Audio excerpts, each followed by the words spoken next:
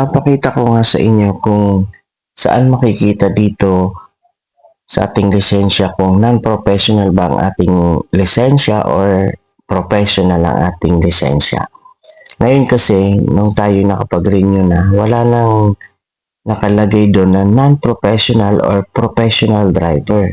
Kasi ang nakalagay sa ating lisensya ngayon nandyan sa bandang taas ay driver's license.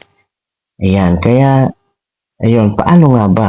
Pwede na ba akong mag-drive ng mga pampublikong sasakyan? Pwede na ba akong magsakay kagaya ng mag-grab? Kasi nga, driver's license na yung aking lisensya.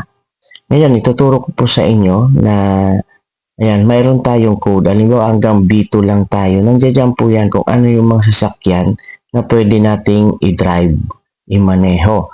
No? Kapag non-professional ka, siyempre hindi ka pa rin pwedeng mag-drive ng mga pampublikong sasakyan. Tulad na lang ng Grab, tulad na rin ng mga jeep kasi nga hindi yon private vehicle.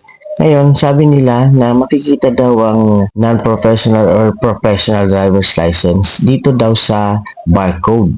Comment nyo nga guys kung talagang nakikita din dito sa barcode yung professional or non-professional driver's license ang hawak mong lisensya.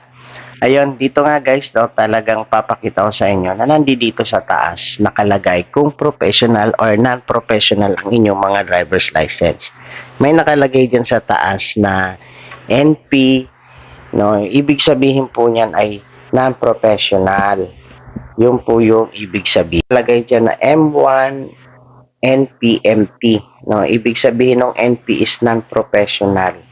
Yun yung pwede nating, yun ang ating lisensya. Ayan, at eto guys, so, ayan, nandiyan dyan siya nakalagay. Thank you for watching. For more video.